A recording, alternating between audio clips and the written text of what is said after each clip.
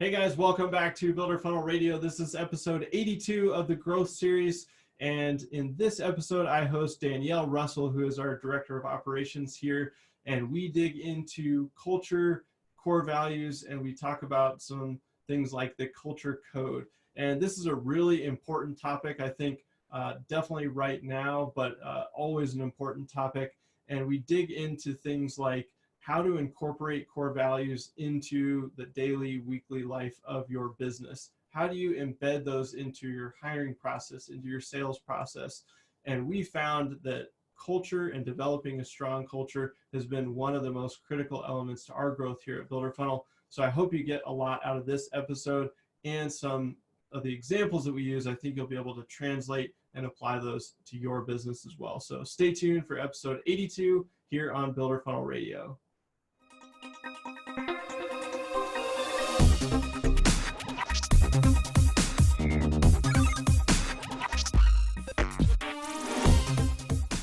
Hey guys, welcome back to Builder Funnel Radio. This is another edition of the Growth Series, and this is episode 82. I'm hosting Danielle Russell, or Drussel as she's known around here, because we actually have 3 Danielles on our team. But Danielle has been here, I guess, I don't know, how long have you been here, Danielle? It'll be 5 years this summer, which is a lifetime in marketing agencies. Yeah. Feels to be here that long. Yeah, that's definitely, I don't know what the average is, but it's definitely a long time. So Danielle runs operations here at Builder Funnel for us. And today we wanted to dig into some topics that we're super excited about and super passionate about, but that's namely culture and team culture. And that is definitely I feel like it's a buzzword for sure. It gets hawked around the web, and you read articles on culture and you read books on culture. And I know early on in my business career, I thought it was just kind of a, I don't know, fluffy word, I guess, and kind of pie in the sky ideas and that sort of thing. But yeah, Danielle, what does culture mean to you? Whew, that's a really big question. So we'll have to break that down a little bit. But Yeah. I would say, to me, and me personally, I mean, if you Google this, I'm sure it'll populate millions, if not more, responses of what people think culture means at work. But to me, I would say it's the marriage or the blending of purpose and the workplace, and being able to find, infusing why we do with what we do, really. Yeah, I think that's a good way to summarize it, because that's definitely a big question. So we'll have to break it down into a few more components. But maybe let's start with why. Why culture? Why is this important? And then we can kind of start breaking down this topic, and we'll talk about some things that we've done here at Builder Funnel and things that we're still working on. But why, if you're a business owner listening to this, why should we even be paying attention to this? There's a million other things to be worried about. Why is culture so important? Yeah, because honestly, if you're not paying attention to it, then it's happening without your guidance, and you might not like the results of that. A big part of how I like to think of it is planning for the future team at Builder Funnel, and how I see who I want to attract to the team, where I see the company going 10 years from now. And in order to get there, you need to start planning today and start building the culture that will attract those people today. So I actually pulled a bunch of relevant stats from Forbes, Business Insider, all kinds of relevant resources about culture. And I'm going to read some of these off to you because they're very specific. 81% of employees would be willing to work longer hours if they felt their employer was empathetic. Only 1 in 3 US workers say they received recognition for their work within the past 7 days. A whopping 58% of employees have left a job or would consider leaving one if they felt the culture was permeated by negative office politics. And having a culture that attracts high talent can lead to 33% higher revenue. I saved that last one because I think Yeah. that's a number any business owner would want to hear when somebody asks, why should I start thinking about culture? Yeah. It's better for you. It's better for your bottom line. It's better for team morale. And at the end of the day, you're creating a better place for people to work. Yeah, and I liked what you said at first, where you basically said, "Hey, it's gonna form no matter what, whether you form it or work on creating it and developing it." And it makes me think back to probably within the first 2 or 3 years of starting the business, and there was a period of time I remember we had a couple of team members that just were more on the negative side in terms of just their attitude and that sort of thing. And we were a small team at the time, maybe 4 or 5 people. And so, having half the team or, 2/5 of the team with that sort of attitude, you could feel it. It was crazy. I think that was one of those like aha moments for me, because I'd walk into the office and there's 3 or 4 other people sitting in there, and you go to sit down and you just felt like the room was heavy and it just felt gross. It was like, like what's going on here? And you could just feel the tension. And so if you're listening and if you've ever walked into a room and kind of felt that, you know what I'm talking about. But that to me is one of those like very tangible elements of feeling what part of a culture can feel like. And that obviously that's just a part of it. But I remember feeling like I got to change this because I don't even like coming in anymore. And, that's a bad sign. So I think that point that you made is spot on there. Yeah, I mean, even if it's not an everyday occurrence, but if you get like going into hard times, for example, no matter if you're having a team meeting, let's say, to talk about what your plan forward is or how you're going to face that challenge, no matter how many positive comments are in that room, if there's one that's always negative or challenging everything else, you'd be surprised how quickly that sucks all of the excitement at facing a challenge together, how quickly it sucks that right out of everyone else. Yeah, it's a lot. The negative is a lot more powerful in that scenario. It just drowns out all the positive. It's amazing because the ratio doesn't have to be even. It can be 1 to 10, and if that one is even just medium strong, not very strong, it can it permeates throughout everything. So well, in thinking a little bit more about culture and trying to define it, what do you think like anchors it, or what's kind of at the base of all of this? In my experience, what I've seen at Builder Funnel, what really anchors our culture is being consistent in our core values, identifying those core values, hiring for those core values, talking about our core values every chance we get. We share them with our clients. We call them out when we notice other people on our team doing them. And eventually it just became a normal habit to not only live by those core values and having those shared beliefs within the team, but also recognizing them when other people are doing them. And I think that was a huge step, because I remember not too long ago, probably like a year ago, Spencer, you and I sat down and talked about that. How are we going to get other people to remember these core values? What can we do to make sure we're living them every single day, and not just you and I, but the whole team? And having that initial conversation, we came up with a few ideas, and really it just came down to talking about it. And whenever something came up, whenever a decision came up, we would call out that core value and say like, hey, we always do the right thing.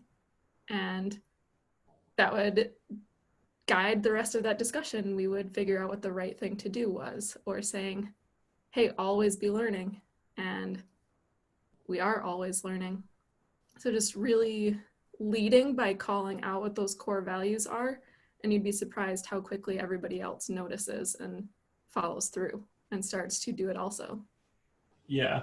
I think the communication piece is big. I mean, it's sometimes we overcomplicate things, but it's just sharing like, hey, these are the core values. These are things that we don't compromise on here. And then to your point too, just looking for opportunities to recognize people that are living the core values day to day or week to week, and just calling those out so that other people start to see that, and then suddenly those things become top of mind pretty quickly. So I think one of the things when people think about core values is, how do you select those, or how do you develop core values within a company? And I know you're coming at it from a little different angle, because obviously I started the company, and so there's a big part of core values coming out of that. But I guess, how do you see them being developed, through your lens and what you've seen? It's a good question. I think our lives kind of shape how we view company culture and what we want out of it. One thing I always think of, especially during recruiting and hiring and the atmosphere I want in every team meeting, is picturing who I want to be surrounded by every single day, and thinking about what ties us all together, what keeps us a unit, what keeps us moving forward together. Kind of like we said, with even just one negative attitude can have a huge impact on a room of 11 people. And thinking about how to keep that positive attitude, a positive atmosphere, and really in the hiring process in particular, again, thinking about who might take you to the next level. What goals do you have as a company? And then as you're filling the dots of how you're going to get there, who's going to help you do that? And then thinking through the culture of how are you going to attract them to your company? What are you going to do internally to not only attract them, but then retain them once they're on the team? And for us, it's really been a team effort to think through that whole system of who we want and how do we get there, and what do we want right now? What do we already have right now? I think that's really what started to get us towards these core values and shared beliefs, really. I'm curious, though, to hear what you think, because you do have a completely different perspective on these core values and how they were developed, how we got there. Yeah, I mean, I think when we first started thinking through core values, I don't remember how long ago it was at this point, but part of it was what's kind of part of my internal DNA, because I felt like for them to be really authentic, they had to be coming, a lot of them coming from me, but also thinking about the environment that I wanted to create as well. And so it was a little bit of a combination of that. So like, always be learning is one that you mentioned earlier. And so that has always just been a part of my DNA, is just, reading books and going to, events and, taking courses and just always, learning and improving. And so, other ones like do the right thing. That was something where I just fast forwarded throughout my career. And I just said, hey, when I get to the end of this journey, that's not something that I want to ever compromise, and so there are going to be moments in business that you'll hit where you could, cut a corner or, make one choice over another, and it just didn't seem worth it to compromise that. So that was something that was super important to me. And I definitely did some Google searching for inspiration, like what other companies, are doing for core values. And but at the end of the day, I kind of looked at a lot of those, and I just thought about some things that were really important to me, and then that started to build that short list of things that I wanted to incorporate here. And actually, a lot of times I think they get set in stone, but it was recently that we added a new one, and that was always be teaching.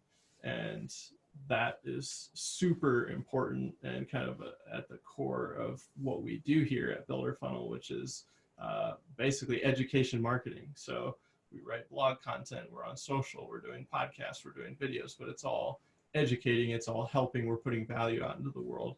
And we know if we do that, we're going to attract people back to us. And that's what we do for our clients. We help them educate. And so there's also a selfish part of that too, which is the more you teach, the more you learn. And so it kind of piggybacks on the always be learning. But I would say really it ended up being a combination of like getting some outside inspiration, internal looking at my own DNA, and then just looking at like what kind of environment, you know, do we want to have here at Builder Funnel. But I think it's interesting because then what you've done is you've taken those and go, okay, how do we layer those in at every level? And so even just like on the hiring front, I think that's one area that it's been super valuable. So maybe you can share a little bit about what we're doing there in terms of using the core values in that hiring process to find people that are a good fit. Yeah, absolutely. Hiring is such a big decision for companies. I don't know how this happens, and I've heard it across the board from friends, family, blogs I've read everywhere. It kind of gets breezed over. It's like people don't put as much weight on it as just the hiring process in general. Yeah, just yeah. like take your time. What is it? Hire slow, fire fast. Like take your time hiring, because there are I mean, everything that we've already said about building the culture and having it be so intentional, and knowing that every single teammate you're adding is not just adding to your team, but also to the products that you're putting out there, the services you're putting out there. They represent your brand, the face of your brand, when they're interacting with clients or when they're online even. So just really, number one, slow down when you're hiring. Don't just hire the first person to apply because you have an open position. I know, so a big shift that we've had in our hiring process to really start looking for culture is, and this came to us from, you and I were at Partner Day for HubSpot, and we were sitting in on a session about culture. And someone on the panel mentioned that if someone can make it all the way through your hiring process and make it to the end and get to your culture interview, for example, which is like taking them out to lunch, taking them, having coffee with them, and having the team interact with them, is what I mean by a culture interview. If someone can make it all the way through your process and get to the culture interview and your team can say no based on culture, why would you end with the culture interview? So what I've been trying to do is infuse a little bit of that culture interview in my first round interview. So I'm actually the first full interview that people have when they're applying at Builder Funnel, which might be a little bit intimidating at first. I try to make it not so intimidating, but I have a great sense right off the bat in that first 30 to 60 minutes of talking to someone based on the questions I ask, how they react to them, all of that kind of stuff, how the team would feel about them and what they can add to our team. So that first interview alone is just focused on culture. And to make it to that interview, I do, I look through some of their work experience and other relevant factors, but I do try to just start and solely focus on getting to know that person, understanding what their values are, how they would react in certain situations, what they find valuable in company culture, what they're looking for out of an employer and a team. And when those values align, man, we've gotten to culture interviews where it's hard to pick someone because I started with that culture aspect. And that's a really good place to be in. That's been a huge shift for us. And also being able to showcase our culture and our brand online. So when we're posting on social, I've infused a lot of team-oriented posting. I think, A, it does help with hiring, but B, I think it helps our clients get to know us on a more personal level and start to recognize all of our shared beliefs also. And I think that's been a huge, just a huge piece to add to this whole culture puzzle.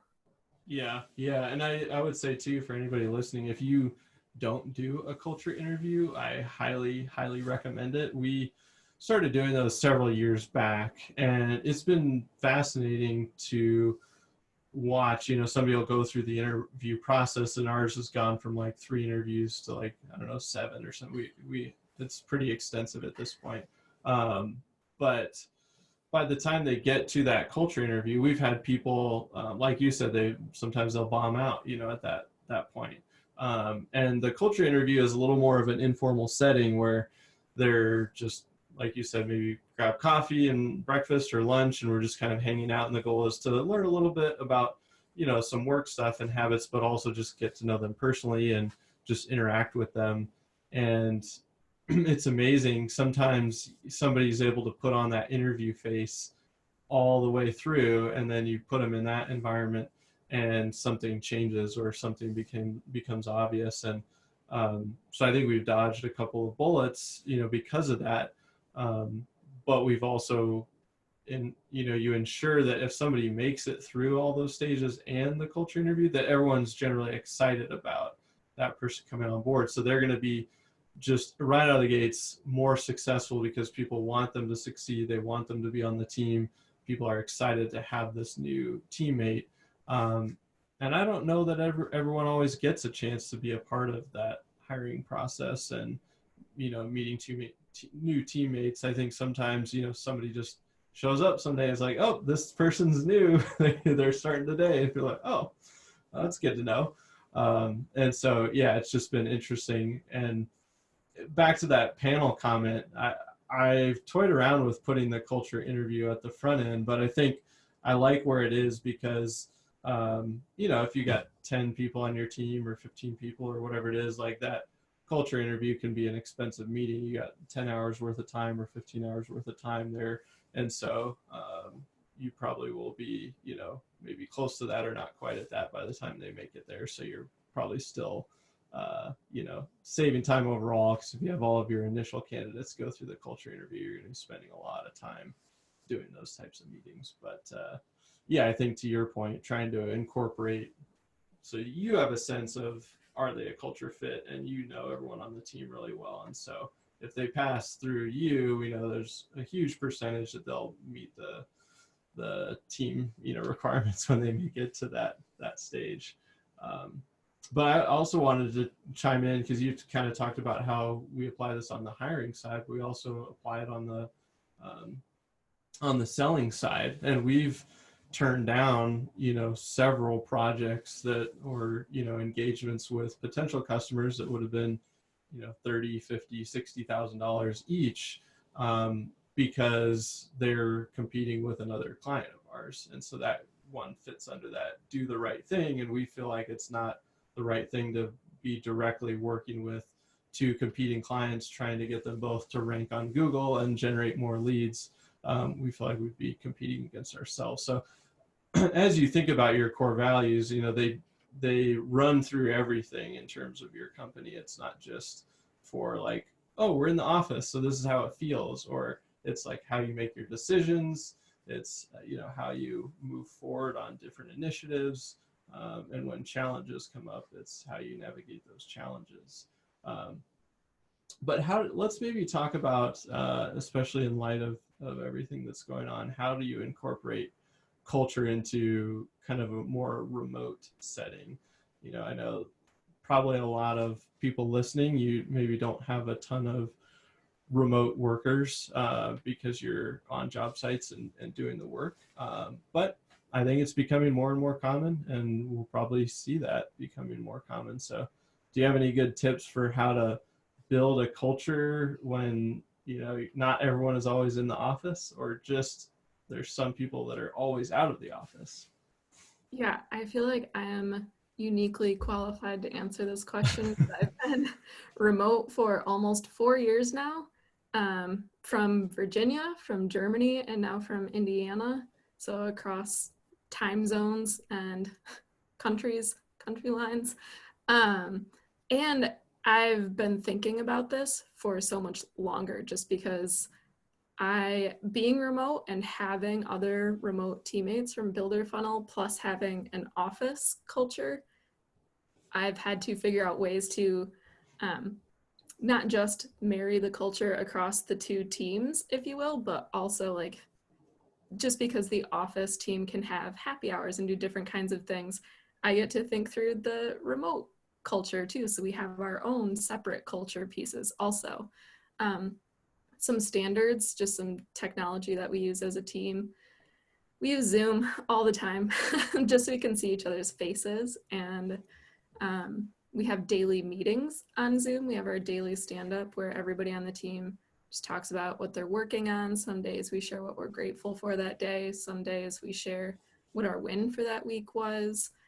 We talk about our internal builder funnel marketing initiatives. Just staying in front of each other, reminding each other that we're human I think that's huge. That can't be overlooked. We also use Slack. That's our internal, like our instant messaging system that we use as a team. So we can Slack each other one-offs if like Spencer and I are on a project together that we're working on. But then we also have channels in Slack where we can kind of organize our conversations. We have, like, for example, right now we have one for a book club where we talk through books that we're reading. We have one about goals that we're working on that are outside of work, personal goals, and we get to cheer each other on and keep that sense of togetherness and team. So it's not just always talking about work. Right now, since the whole team is remote, we also have a new Slack channel where we're focusing on keeping everyone who's not used to being remote feeling part of the team also. So we're starting collaborative playlists on Spotify so we can like listen to the same music while we're working throughout the day. If you saw any of our Instagram stories about our pull-up contest, we've now switched that over to a push-up contest so everybody can be a part of it, even if you don't have a pull-up bar. Little things like that, reminding each other to take breaks, checking in on each other. Nothing too crazy, but things that are just easy to forget when you get in your own workday flow and don't really look up to check in on the team.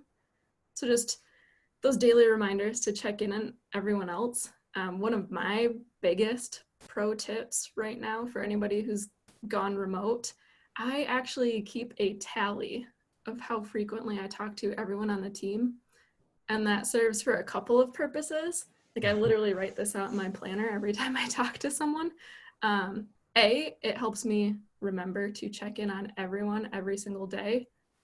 B, it helps me remember to write things down about everyone so I can remember things. I check in on things. I remember special dates, stuff like that.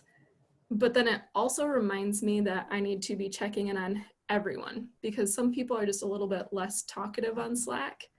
And if I'm not keeping track of checking in on everyone, then sometimes it's easy to miss that frequency and you're not talking to everyone the same amount.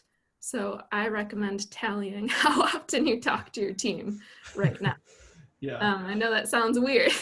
There's a method to the madness, right? It's funny. It makes me think of this example of this panel, and they were talking to, I think there were a bunch of like pretty high-powered CEOs on the panel, and they were asking this one guy like how he balanced like running this company and then staying in touch with all of his just like friends and family and his own personal network and events. And he's like, well, I make a list of all the people that I'm close to, and I reevaluate that list, and I basically have to say no to people that over a certain number. I don't remember what his number was, 20 or 50 people or whatever it was, but if you weren't in that list, you pretty much eliminated you. And a bunch of the crowd was kind of like, oh, like that's awful, like how can you do that? But he's like, hey, like these are my goals and these are like that's how I do it, and you asked. So I appreciated that answer. I felt like it's really honest, and I feel like I don't know, it just made me think of that because you're going, yeah, that's kind of like weird. You're having to tally to check in on people. It's like, yeah, otherwise it doesn't happen, right? It slips, and then it becomes it falls out of habit, and then it's once a week, and then it's never. And so I think that's good. And as you were talking too, I was thinking about Slack. I don't know if there are a lot of you that use this tool, but it's basically just internal chat system. And I feel like as you were talking, I'm going, Slack actually is a big part of our culture. But I also feel like it's because people can share stuff in Slack that like you normally wouldn't ever hear. They wouldn't email about it, and they wouldn't necessarily talk about it, or if they did, they might be just talking to one other person, but it's not like, oh, I'm going to tell this to the whole team because it's just some random anecdote. But if you're in Slack, you can just pop it in the random channel and just go, oh, this was, random, but it was funny. I was thinking about it. And now everybody knows because they're all in that channel. And so, yeah, just interesting. As you're talking, going, gosh, that's actually a huge part of our culture, and probably part of the development of the culture too, is you get a lot more insight into people and just what they're thinking, how they act or react, or any of those things. Yeah, a huge example of that is our gratitude channel in Slack that we have as a team. I know probably every day now, we're just trained to, and by trained, I mean it's automatic. We just do it now because we've been doing it for so long. We just share an image from our day, or got a great parking spot at lunch back when people used to go out to lunch. Like little Yeah, things those like were the that. days. Yeah. Those were the good days. Yeah. Yeah, like our gratitude channel is filled with cats and dogs and Carter and all the cute, happy things in our lives. And sometimes they're not at first glance something we're grateful for. Like, for example, right now, a lot of our teammates have to cancel trips that we had planned. But being able to see that silver lining of, but I was able to get a voucher and I'm looking forward to going later. And just having those moments, I think you're right, that you can share with the team that you wouldn't normally, and finding ways to do that. Also finding ways to give a shout out to teammates and giving them kudos when you see them doing something. So when you're tallying that, you're checking in on everyone and they're giving you little wins from their week, being able to then share those wins in front of the whole team and giving them an extra shout out, a little pat on the back, even if it's remote, but being able to share it in a channel in a way that they feel taken care of and they feel recognized, they feel seen. I think that's so important, especially while everyone's remote right now. But when we're back to our office life, also being able to announce those wins about your teammates in front of each other is so huge. Yeah, yeah, and I think too, even if you don't have Slack or something like this, we mentioned the daily stand-up meeting. It's 15 minutes. Sometimes it's shorter, just depending on the day. But that even has evolved over the years. And it used to just be, hey, what are you working on?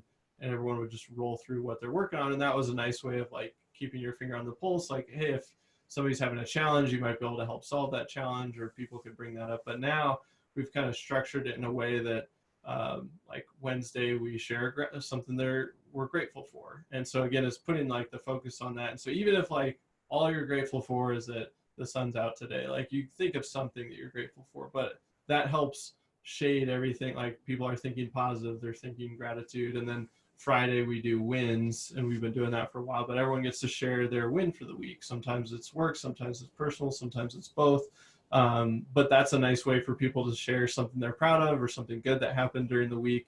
And so you can incorporate those things that you may not hear otherwise into a meeting like that. And then we have just like a time for announcements too at the end. So if anybody just wants to share something that's going on, then they can do that. And so that's been really fun to see over the last couple of years as people have been sharing wins. And then we just added the gratitude one pretty recently. But I think there are more ways to accomplish that than just Slack, although I've found that Slack has cut down a ton of my email, which is really nice too. It is really nice. Yeah. Another huge win, I guess, for using Slack and sharing like pieces of gratitude throughout the day. And this, I mean, maybe this is really obvious to all leaders, maybe it's not, but you learn significant others' names and pets' names, and you learn so much about your team based on what they're sharing and the little stories that they're willing to share with the team. And once you start to recognize what matters to individuals and to the whole team, you can incorporate that more and more into your culture. So as an example, when everybody is sharing pictures of their cute little puppies, that means our happy hour is at a dog-friendly place. So people can bring their dogs, and anyone who doesn't have a dog can hang out with the team's dogs, little things like that, where you just learn so much in those small moments that people are willing to share. Yeah, I think that's a good point. Well, let's shift gears a little bit and talk about the culture code. And so we've been talking a lot about core values and how those kind of anchor culture. But what is a culture code? And yeah, maybe let's start there and then we'll dig in. Yes, a culture code was my biggest initiative in 2019. I wrote our builder funnel culture code. The whole team was involved. We all shared our thoughts and views, and it ended up being 22 pages, I think. Yeah, it was a it's long a beast. document. Yeah. It was long. I'm not gonna lie about it, but I mean, it was just a very detailed account of what matters to us, what matters to our team, our clients, the communities that we work in, that we serve, our local communities, including the local communities of all our remote teammates, and the ripple effect of our impact when we do a good job, who it affects. We're proud of our work, our clients grow, they're able to spend more money in their local economies, and it's just a huge ripple effect. And that's how I tried to view our culture code when I was writing it. And I mean, even if you just come up with your core values and write those down and write why they matter to you, that's an example of a culture code. It doesn't have to be a 22-page document with all these ripple effects. That was just how I interpreted it and what I thought would matter to the team to be able to see how big of a picture their hard work creates, if that makes sense. Yeah, for sure. And we can definitely link to that in the show notes so people have an example if you're wanting to see what a culture code looks like or work off of one. And obviously you can Google it as well. And I know there's a bunch of other companies that have culture codes, but yeah, it's kind of a extended document off the core values and just other things that kind of describe your culture that maybe are outside those core values, like some of the things that we've been talking about in terms of what we learn about people in Slack or their personal hobbies or interests and how those get woven into the company or just the office dynamics. Whether it's fitness or art or whatever it is that people are interested, they tend to it starts on people's desks and you can see it, but then it sometimes evolves and becomes more. And so it's a nice way to incorporate all that into kind of what that culture feels like. But how have you seen that? I don't know. Like, why was it important to write the document, but then how have you seen that kind of unfold as you look across the organization or the different things that we're doing in terms of its importance? Yeah. I think the team is just excited about it and they're proud of it, and that translates into them being proud of what they're a part of, which is Builder Funnel, our team, our clients, the construction industry, all of the community outreach that we do. That pride just trickles into their daily work, and it just adds a new level of purpose and meaning when you can see not only do you have these shared beliefs, for example, the core values and why they matter to us, but also, like I said, that ripple effect and seeing exactly what their hard work does for them and how it affects hundreds, if not thousands of people when you really keep tracing out how much time they're putting into these great social media posts, who's seeing them, how is it driving business for our clients, how is it delivering the right information to our clients' local communities who are following them, all of that, being able to see the impact of our culture and the work that we do. Yeah, and I think it does. I mean, it does all those things, and it also, helps you retain, great team members, and we've kind of touched on that a little bit. But do you have some examples of how you've seen, I don't know, having kind of this type of your own culture, but then people that are bought into that culture, how that, leads to keeping a team together? Absolutely. One really fun part of our culture code, so the really long document, I know we have a lot of buzzwords going on right now, but one part of the culture code that I think retains talent for us is the future mission statement that you wrote, Spencer. It's roughly 1 page, I would say. People can see it when they check out our culture code, but just rallying behind that and knowing that as the team grows, hey, here's where we're going. Here's what the team has, here's what Builder Funnel is investing in the team. And I think that gets people really excited about the future of Builder Funnel. But also outside of just the culture code itself, like the written document, I can see all of the intangible aspects of our culture are so powerful when it comes to retention. The fact that people can come to us with ideas and we say, yeah, do it. Let's see what that's going to look like. I'm really excited to see what you create. And things like that, giving people the freedom to start their own podcasts. That's kind of new with us right now. And reading books together, that Builder Funnel buys us all books and carves out the time for us to read together and share our thoughts and figure out how we can implement new ideas into our processes and systems and culture. There are so many just little intangible pieces of our culture that probably you and I don't even know about that impact retention so greatly for our team. Yeah, I think so. And we've been talking a lot about, the benefits of having a strong culture, or at least developing and working on it, because it's going to form whether you form it yourself or try to form it yourself or not. But maybe what are some of the challenges, that you run into when trying to develop a culture and build a team? Yeah. I would say that my biggest challenge personally in developing a culture and trying to maintain it is to not take things personally when either something doesn't work or if I get negative feedback on a piece of that culture. I know I invested so much time and effort and care into creating and crafting and trying to disseminate, however you think of it, our culture. And when something's not working well, it's easy for me to take that personally as my first reaction because I feel so attached to it, both to if it's a process I created or a teammate I hired, for example. So it's easy for me to take things personally. And when I can take that step back and look at it from a little bit of a distance and see that, you know what, no, the team's right. I could have done this better.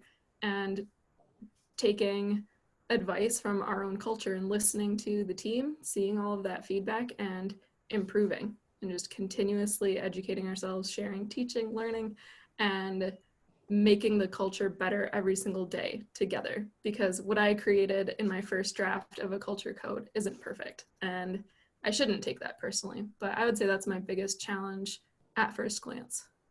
Yeah, I think it is. I mean, it's challenging in general, I think. And for me, looking back, I feel like part of it was just the awareness that it exists, was that kind of like unknown challenge for a while.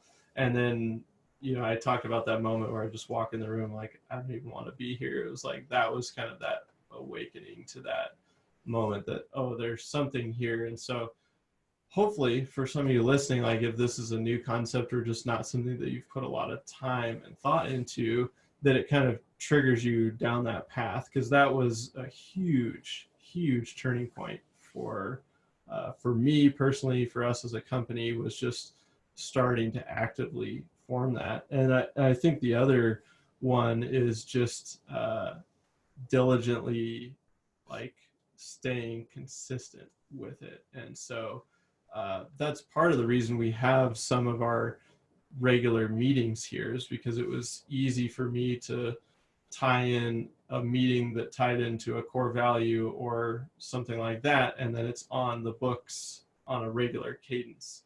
And so you could start to at least develop and kind of anchor it around a few things, like with the daily stand-up meeting or our monthly book meeting where we're reading and learning as a team, or our weekly jam session where we're always reading articles or doing additional team training.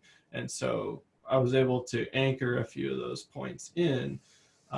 But even beyond that, like the challenge, I think, is always just like you can't you can't let it slide, or you can't let it slip. You got to stick to the core values. You can't compromise on those. And then you've got to uphold, the things that you've said are important to you, because as soon as you don't, it just crumbles instantly, because somebody can see that, like, oh, well, we compromised here, we slipped, or that must not be important anymore. And so boom, it's gone. So I think those have been some of the most challenging things, looking back on the last, 10 years or so, trying to figure all this out. And I'm not saying we have it all figured out, but we've definitely made a lot of big strides and progress in this category. And that consistency piece, I think, is really big. I don't know if you've seen that as well. Absolutely. Yeah, I think, and it goes back to the conversation we had about core values, and the more you say them out loud and point them out, that the more the team is going to hear them and view them and start living by them too, and calling them out when each other are living those core values. I think that consistency is just so key to, like you said, just proving how important the core values are and our culture is, by always putting it first. Yeah. Well, we're running out of time for today, but do you have any final thoughts on culture or stories you want to share, or any kind of final words to wrap up with? Yeah. Yeah, I have a ton, but let me distill to one or two.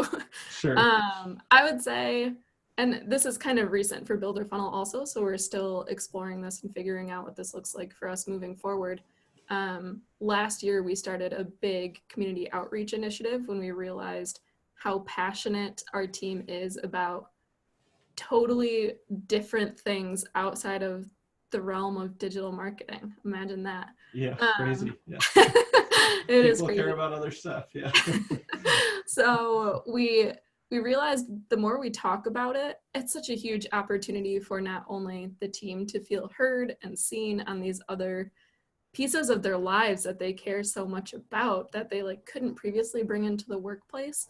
So when we carve out that time to recognize that and listen to each other and teach each other about what matters to us, then you can bring a more full version of yourself to work. It's not just like, when I'm at work, I do digital marketing, and then when I go home, I volunteer for, I don't know, for me, it's military spouse empowerment. And I got to share that with the whole team and teach them about my experiences being a military spouse and how they can be part of the solution, stuff like that. So it's not just about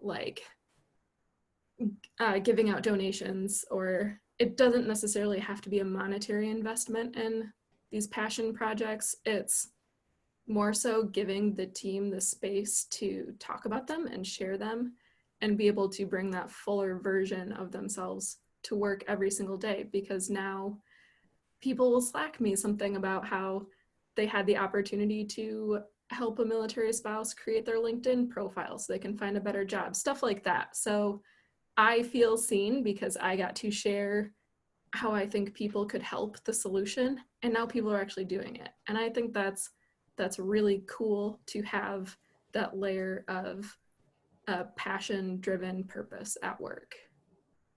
Yeah, I think well said. And yeah, it's been fun to dig into those. This year we're having, each month is dedicated to somebody on the team's passion, and they're sharing it with us. So we're wrapping up minimalism month, where we've all been chucking a bunch of stuff that we don't need, and that's been a lot of fun. We're doing it at home, but then we're also going to do it here at the office and people's remote offices. So yeah, I think this has been a really good conversation around this topic. It's a very large topic, so we probably could have talked for a lot longer, but I think hopefully for those of you listening, this was helpful to hear from Danielle and some of my personal examples of just how we've worked on developing this culture, but also how we've woven that into different phases of the business, whether that's hiring or retaining talent, or landing new customers, or even within your marketing efforts. And man, I feel like the last couple of years we've really seen just a very engaged team, and it's just been a lot more fun too. Just everyone's having a lot more fun. It's fun to learn about everyone on the team at a more, a deeper level. And so thanks, Danielle, for joining me today and digging into this. Hey guys, thanks for listening to that episode of the Growth Series with Danielle and I. As always, I want to pull out some takeaways for you. So the first one was something that Danielle said early on in the conversation, and that was, hey, a culture is going to form with or without you. So you might as well put some effort into developing it in the way that's going to benefit your company. And so I think back to that example that I shared where I could walk in the room and just feel the negative energy. And so you don't want a situation where that's going on. And so I think that is a good sign to start working on and developing a culture actively, even if you just take a couple of steps to put a few things in place. I highly recommend that. Second takeaway is really figuring out and nailing down what your core values are, and not just posting them up on the wall, but actually integrating those into your business at different levels. And so once you've got those core values established, then you can look for ways that you're already living those. Hopefully you are already living them, and that's why they're some of your core values. But then look for additional ways you can amplify those in your business. And it might be the form of a couple of quick meetings. That was how I started early on, was just putting in a couple of things in place that align with those core values. But it could be just a simple thing that you do every day, where maybe you find a new employee and you walk up and say something to them, depending on what that core value is. So it doesn't have to be major stuff, but I think define them and then start integrating them into your business. And then the third takeaway was, I think in light of what's going on, this is an important one, but figuring out how to maintain and develop a remote culture. If you start having more people that are working remote, even if it's just temporary, you may find that that actually opens up the talent pool for you. And maybe some of your office staff can now be remote, or remote during parts of the year or certain days of the week, or whatever that may be. And so how do you develop and foster a culture while you have either some team members working remote or all of your team members working remote? And there were several things that we talked about in this episode, but I think those were three takeaways that stood out to me. I hope that those helped, and I hope this was a good conversation for you all, and that it helps you start to continue to develop, form that culture, build out those core values, and push your company forward. Thanks again for listening, guys, and we'll see you next time on Builder Funnel Radio.